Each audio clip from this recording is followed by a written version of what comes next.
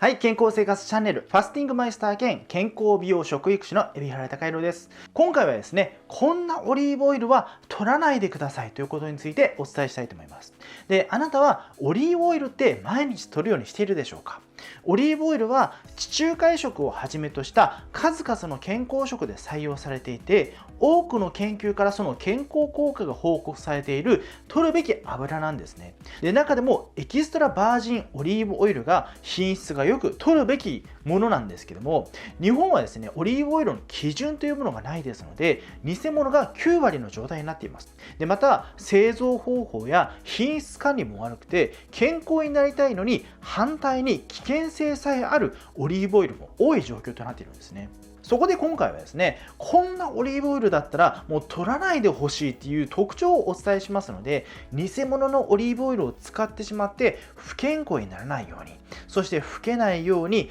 病気になってしまわないように、ぜひ最後までご覧になってください。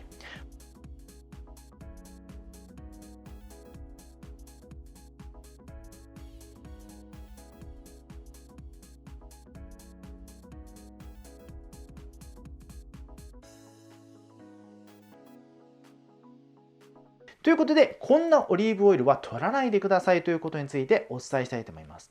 で、オリーブオイルというのは本来は健康効果や美容効果が高くてとても美味しい油なんですね。ですが、オリーブオイルの中には健康的に悪いものも結構たくさんあるんです。で、それを知るためには、まずオリーブオイルの種類について知っておく必要があります。オリーブオイルは大きく分けるとエキストラバージンオリーブオイルとピュアオリーブオイルの2種類なんですけども、品質の悪いものまでね、細かく分けていくととてもたくさんのものがあります。で、まずですね、最も品質のいいものがエキストラバージンオリーブオイルで、これは科学的な処理を一切行っていないもの、そしてオリーブのね、一番搾りのオイルになります。で、またオリーブオイルは酸素と結びついてね、酸化してしまうものなんですけども、この酸度というんですけどね、酸素と結びついている率が酸度というんですが、これが 0.8% 以下のものという条件があります。これがエキストラバージンオリーブオイルなんですね。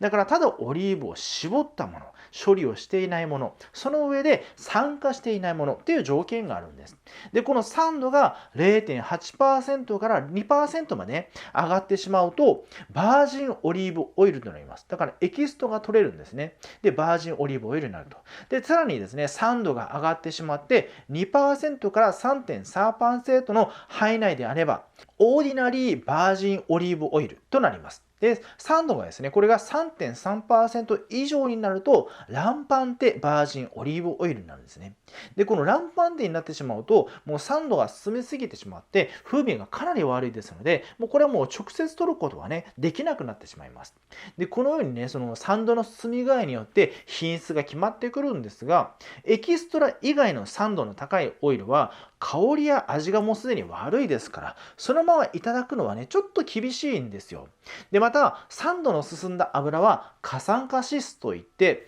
詳しくはですね、私の別の動画、老化を進める揚げ物と過酸化脂質の危険性とはという動画でお伝えしていますので、そちらをね、後でね、下の説明欄にあるリンクからね、ご覧いただきたいんですが、これはですね、老化を進めて早く老けさせてしまって、美容面も健康面も悪化させて、動脈硬化を進行させるし、がんなどの病気まで作ってしまうという、非常に危険な油なんですね。こういったですね、危険な油を含むことになってしまいますので、これはもう酸度が進めば進むほど、この危険な油になってしまいますので、このような油はですね、その精製といって、科学的な処理を行うことになるんですね。で、例えばね、水酸化ナトリウムであるとか、こういった溶剤を加えたりだとか、あるいはろ過をするなどして悪い味とか匂いを取り除いていくんですね。工業的な処理をして、こういった味とか匂いを取り除いて、なんとか取れるオイルに変えていくという工程を経るんです。そうして作られたのがピュアオリーブオイルといって、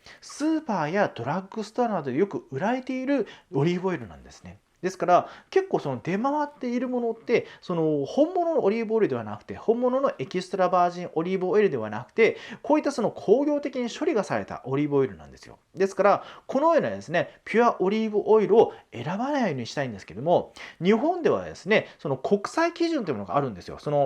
オリーブオイルのね、国際基準というものがあって、IOC というところが決まっているんですけども、これではなくて、日本ではね、日本農林規格といって JOC というところがあるんですけども、この日本独自のね、その基準でオリーブオイルを区別していることから、本物のエキストラバージンオリーブオイルがかなり少ないんですよ。日本で出回っている製品のうちですね、本物がかなり少ないんです。で、例えばね、そのパッケージにエキストラバージンオリーブオイルで書いているものが結構たくさんあるじゃないですか。ドラッグストアで見ても、スーパーで見ても、これはね、そのエキストラバージンオリーブオイルみたいなそのパッケージに書いてあるものが結構ありますよね。でも、その中身はピュアオリーブオイルを入れていても、これは法律違反にはならないですので、偽物のエキストラオイルが出回っている状態なんですね。例えばですね、あなたがそのオリーブオイルはね、健康的に美容的にいいっていう話を聞いてですね、あ、そうなんだ。じゃあオリーブオイルを取ろうかしらみたいに思ってですね、じゃあスーパーとかドラッグストアに行ってですね、ふんふんって言ってですね、あ、オリーブオイルあったわと、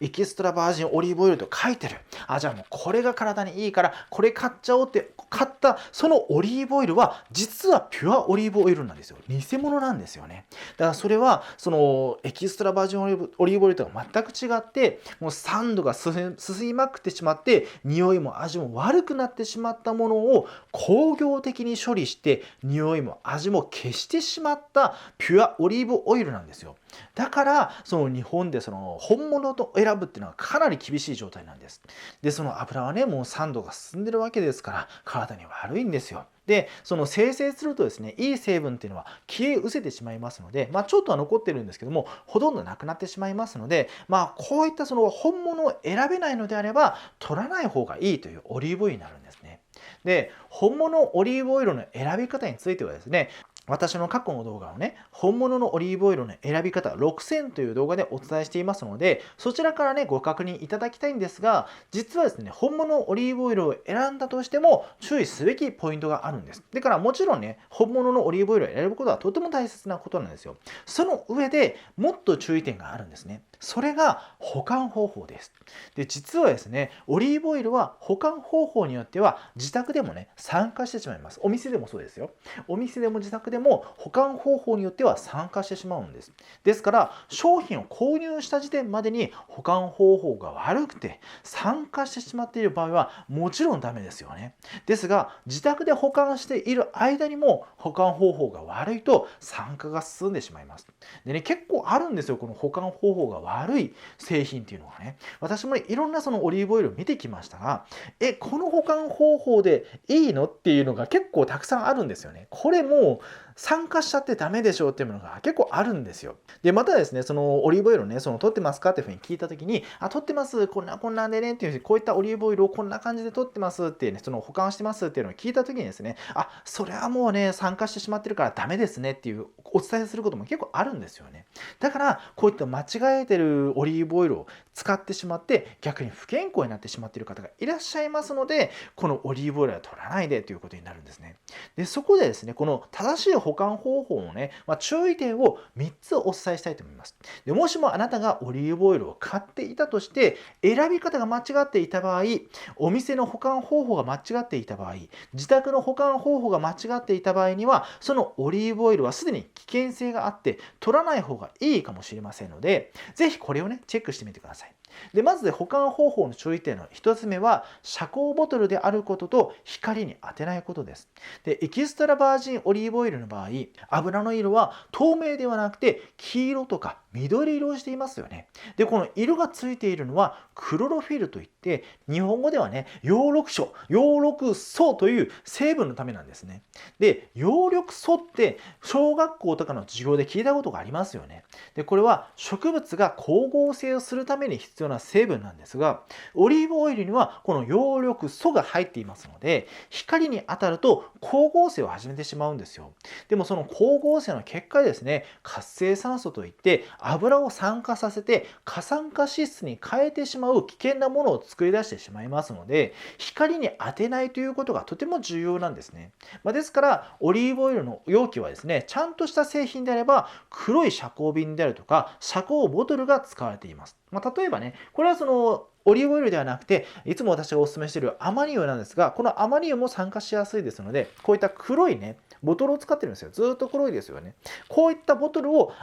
オリーブオイルでも使っているんですよ。ちゃんとした製品はですよ。だからこういった製品であれば光による酸化をある程度抑えることができますので、まだ安全性が高いというふうに言えます。でも逆にですね、あなたが購入したオリーブオイルをちょっと見てみてください。それがもし透明な瓶であるとか透明なボトルであれば、それはお店に並んでいた時点か、または自宅で購入してね、保管している間にその光合成をしてしまって酸化している場合がありますので、もうこれは取らない方がいいオリーブオイルになります。ですので、ちゃんと黒いボトルのものを購入する。そして直射日光や蛍光灯の当たらない暗い場所で保管するという必要があるんですね。ですからこれがまず1点。そして保管方法の2つ目は高温にしないということです。で、オリーブオイルは高温になると酸化が進んでしまいます。で、オリーブオイルを保管するために最もいい室温は15度から18度ぐらいで、おおよそ28度を超えてくると酸化が始まるというふうにされていますので、夏などはね、室内でも酸化がしないように涼しい場所に保管しておくことが必要なんですね。ですので、直射日光が当たるとすぐに温度が上がってしまって、もう温度でね、その酸化してしまいますから、もちろん避ける必要がありますし、温度が高くなりやすい部屋での保管も避けた方がいいですね。例えば、南部屋とか東部屋とかね、その日が当たりやすい場所の部屋はですね、やっぱり温度がね、その30度を超えてしまう場合もありますので、これから夏場とか危険ですからね、こういったところでは保管しない方がいいですね。で、また、オリーブオイルをね、その使いやすいようにコンロの近くに置いて、その保存しているという方もいらっしゃると思いますが、たとえですね、コンロから少し距離を取っていたとしても、火の近くでは温度が高くなる可能性もありますから、このような保管方法は避けてもらった方がいいですね。といってね、その冷蔵庫に入れてしまうと、オリーブオイルが固まってしまってね、使いにくくなりますので、例えばですね、キッチンの下であるとか、あるいは戸棚の中であるとか、床下収納がある方は、そういったその中でもいいですよね。だからそういったところに保管していただきたいと思います。あとはパントリーとかもね、いいですよね。そして保管方法の3つ目は、開封後すぐに使い切るということです。で、本当はですね、オリーブオイルは保管しない方がいいんですよ。保存しておかない方がいいんですよね。で、それがなぜかというと、空気に触れることで酸化が進んでしまうからなんですね。で、いくら光に当てないとか熱に当てないということをしてもですね、開封した後はボトルの中に空気が入ってしまいますよね。酸素が入ってしまいますので、酸素にですね、オリーブオイルがずっと当たり続けることによって酸化が進んでしまいます。ですので、1から2ヶ月ぐらいをね、目安として、できるだけ早めに使い切っていただくことが望ましいんですね。ぜひオリーブオイルはね、生ものという感覚を持っていただいて、美味しいうちに早めに使い切るようにしてください。で、ちゃんとね、オリーブオイルを生活の中でね、生であったりだとか、加熱して使うにしてもですね、炒め物で使うにしても、ちゃんと使えばですね、この1、2ヶ月でちゃんと使い切りますから、ぜひちゃんと使えるように、使い切るように、